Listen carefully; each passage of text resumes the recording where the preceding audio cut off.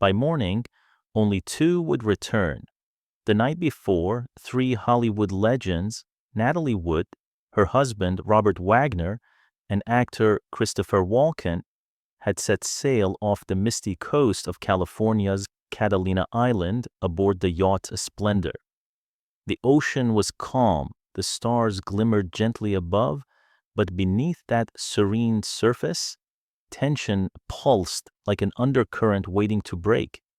As dawn crept over the horizon, the laughter and music that once filled the yacht were replaced by silence. Natalie was gone. When her body was later found floating beside the boat, the world refused to accept it as an accident. She was only 43, radiant, adored for West Side Story, and rebel without a cause. Her death shattered the illusion of Hollywood's golden perfection. And from that morning forward, one question echoed louder than the ocean waves. What truly happened that night? Robert Wagner spoke little. For decades, he avoided the spotlight, retreating from the curious eyes of a world that wanted answers. Behind every photograph, every headline, he carried the weight of a night that refused to let him go. The case was reopened, theories multiplied, and the silence he held became heavier than the truth itself. Now, at 95, Wagner has finally broken that silence, not with confession, but with reflection. A frail man facing the twilight of his life, at last confronting the one night that defined every moment that followed. They met when Natalie Wood was barely more than a child, a teenage starlet whose face America had already fallen in love with. She had a spark, a confidence beyond her years, and an innocence that made people believe in her every character. Robert Wagner, on the other hand, was Hollywood's golden young man. Tall, magnetic, the kind of actor every studio dreamed of having under contract. When they appeared together in public for the first time, the flashbulbs exploded like fireworks. It felt as though destiny itself had written their story. The perfect couple for a perfect era. But behind the glamour, away from the lights and applause, was a connection, both fragile and consuming. They were drawn to each other with a force neither of them could explain, the kind of love that burned bright and left no room for anything else. Their romance began in the early 1950s when Natalie was still finding her place in the adult world of fame. Studio executives called them the dream match. By 1957, they married in a ceremony that filled every magazine cover, two young icons pledging forever beneath the Hollywood sun. Yet forever has a way of fading. Behind the diamond smiles and glowing headlines was a relationship too intense to last. Robert adored her, but struggled to live in her shadow. Natalie, adored by millions, still longed for safety and found it, for a while, in him. But as their fame grew, so did their insecurities. By 1962, their marriage had unraveled. They divorced quietly, each pretending to move on. But those close to them whispered that neither ever truly did. Natalie kept a photograph of Robert by her bedside. She never spoke ill of him, not once. Friends said she would smile softly and say, "He will always be part of me." And fate, as if unwilling to let go of its favorite story, brought them back together a decade later. In 1972, they remarried, older, wiser, but still tethered by the same invisible bond. To the world, it looked like a fairy tale reborn. To those who knew them, it was something far more complicated, a second chance haunted by the ghosts of the first. By the early 1970s, Robert and Natalie appeared to have found their peace. They lived quietly with Natalie's daughters, taking weekend trips aboard their yacht, Splendour. Photographs showed them smiling under the California sun, an image of serenity that many envied. But like all illusions in Hollywood, peace is often just a pose for the camera. Those who were close to them saw what others couldn't, a love that was real yet turbulent. Robert had grown protective, sometimes to the point of control. Natalie, whose career had slowed, felt the weight of fading stardom pressing down on her. She had once been the brightest star in the sky, but now the scripts came less often, and the silence between phone calls grew longer. Robert wanted her home, safe, far from the industry that had both built and broken her. Natalie, however, still yearned for the light of the screen, for the validation that had shaped her entire life. Friends described their marriage as beautiful but dangerous. They loved fiercely, argued often, and forgave each other in the same breath. It was a bond held together not by peace, but by passion and memory, the kind of connection that both heals and destroys. When they boarded a Splendour that Thanksgiving weekend in 1981, no one could have imagined it would be their last voyage together. Their guest was Christopher Walken, Natalie's co-star from Brainstorm. To outsiders, it was just a friendly getaway. Dinner, laughter, a little wine beneath the stars. But those who were there would later remember the tension. Robert's jealousy, Walken's confidence, Natalie caught between two men who represented two different versions of her life. One was her past, the other a glimpse of what she might have been if she'd chosen a different road. As the night deepened, so did the emotions.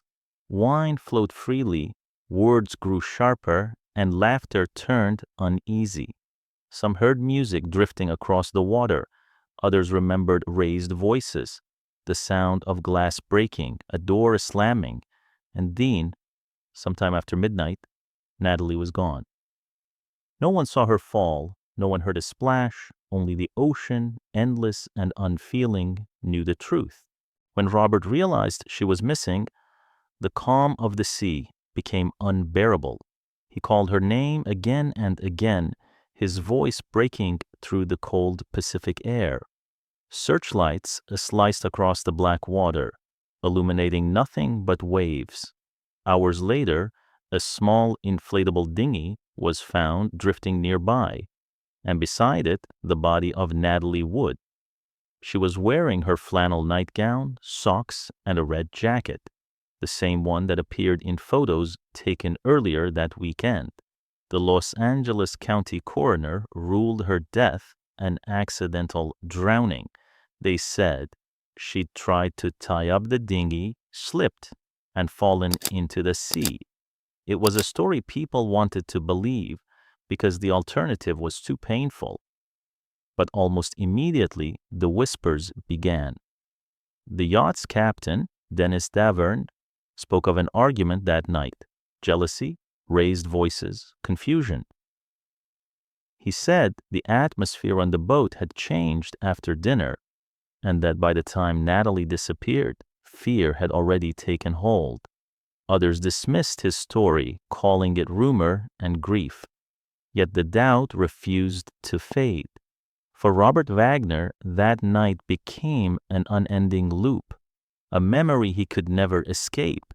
He said he had called for her until his voice failed, that he had prayed she'd reach the shore somehow, clinging to life, but when they pulled her from the water, her hair tangled with seaweed, her wedding ring still on her finger, the truth was impossible to deny. From that moment, his world collapsed. He returned to the home they had shared, where every corner still whispered her name. Her perfume lingered in the air. The piano she loved sat untouched. He attended charity events, smiled for cameras, but those who knew him said the man inside had vanished. Hollywood moved on, as it always does. New stars, new scandals. But for Robert, time had stopped on the deck of that yacht. Each interview, each headline, each rumor dragged him back into the darkness of that night. The world wanted closure. Robert wanted silence. For decades, the tragedy refused to fade. Every few years, a new article, a new documentary, or a new accusation would surface, each reopening the wound that Robert had tried so desperately to close. Some called him a grieving husband. Others whispered darker things. He answered none of them. Instead, he built a wall of silence around himself, dignified, unbroken, and deeply lonely. But silence is a strange companion. It can protect, but it can also consume.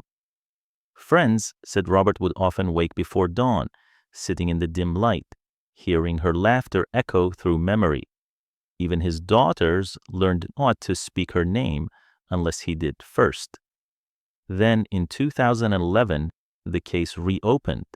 The coroner reclassified Natalie's death from accidental drowning to drowning and other undetermined factors. Robert Wagner, then in his 80s, was suddenly named a person of interest. Reporters camped outside his home. Cameras returned. The past had come back to claim him once more. But Robert did not run, did not rage. He faced the storm with the same weary calm that had defined his later years. By his side was his wife, Jill St. John, who shielded him from the cruel speculation that flooded television screens and tabloids. To her, he was not a suspect. He was an old man haunted by grief, trapped between love and loss. Robert's silence was no longer guilt, it was survival. He had lost the one woman who defined him, and no confession, no statement could bring her back.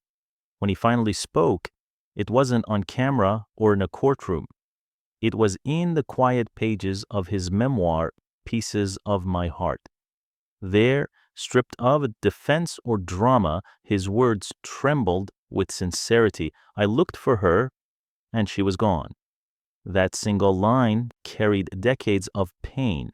He admitted that they had argued that night, both drinking, both wounded by words they couldn't take back. He did not describe violence, only sorrow. He confessed to one regret, that maybe he hadn't acted fast enough, hadn't called for help soon enough. Not guilt, but the unbearable ache of what if. When asked why he had waited so long to speak, his answer was quiet and devastating. There are things you can't talk about until your heart is ready. As the years passed, Robert's voice grew softer. His hair turned white, his hands trembled, but his memory of Natalie never dimmed. He no longer defended himself, no longer explained, he simply reflected, like a man who had finally stopped running from the past. His daughters, especially Natasha Gregson Wagner, began to speak about their mother more openly. Natasha once said she believed her father had suffered more than anyone could ever imagine. Over time, their relationship healed, not through proof or denial, but through forgiveness. It was a kind of peace born not from answers, but from love refusing to die. By the time Robert turned 95, the sharp edges of the story had softened. He lived quietly in Aspen, far from Hollywood, with Jill by his side. Friends said he would spend hours looking at old photographs, Natalie on set, Natalie smiling by the ocean, sometimes even whispering to her picture before bed. No one knew if it was a ritual of love or of penance, perhaps both. To the world, his silence may never be enough. But to Robert, it is all he has left. The truth of a man who watched the love of his life disappear into darkness and spent the rest of his years trying to find peace with her memory. More than 40 years later, the waves off Catalina Island still seem to whisper her name. Every few years, the story resurfaces. A new theory, a new documentary, a new attempt to explain the unexplainable, yet the truth remains tangled somewhere between memory and myth. No one has ever proven guilt, no one has ever found closure. Only fragments remain. The sound of raised voices, the echo of a broken heart, and the silence of a sea that keeps its secrets. To Natalie's fans, it feels cruel. She gave the world grace, beauty, and a rare vulnerability that made every role unforgettable. She deserved to be remembered for her light, not her death. And Robert, in his final years, insists on the same. He speaks of her not as a mystery, but as the greatest love he ever knew. He donates in her name, attends tributes, and sometimes says he still feels her presence when the wind moves across the ocean. But the questions, they never stop. Perhaps because her death represents something bigger, the illusion of perfection in Hollywood, the cost of fame, and the tragedy that sometimes hides behind the most beautiful smiles. Natalie's sister, Lana Wood, still believes something darker happened that night. But her daughter, Natasha, now grown, has chosen peace. She says she loves both her parents, that bitterness solves nothing, and that holding on to hate would mean losing her mother all over again. That quiet forgiveness, not any police report or investigation, has done more to close this story than the world will ever understand. Because in the end, this was never just a mystery, it was a love story that outlived fame, truth, and time itself. Today, Robert Wagner lives slowly, gently, far from the lights that once crowned him a Hollywood prince. He still speaks of Natalie in the present tense, still says we instead of I. For him, she never truly left. The world remembers Natalie Wood for her beauty. Robert Wagner remembers her for her soul. And perhaps that's how love endures. Not with answers, but with memories that refuse to fade. And so, as the sun sets over Catalina Island, its waves still whisper the name Natalie Wood. 4 decades have passed, yet her story remains one of Hollywood's most haunting love songs. A melody of beauty, tragedy, and devotion that time could never silence. Robert Wagner, now 95, sits quietly in Aspen, far from the glare of the studio lights and red carpets. He no longer seeks forgiveness from the world, only from himself. His days are slow, his nights even slower, but every now and then he looks toward the horizon, toward the place where the sea and sky meet. And it's said he still whispers her name. To many, he is a mystery. To some, a suspect.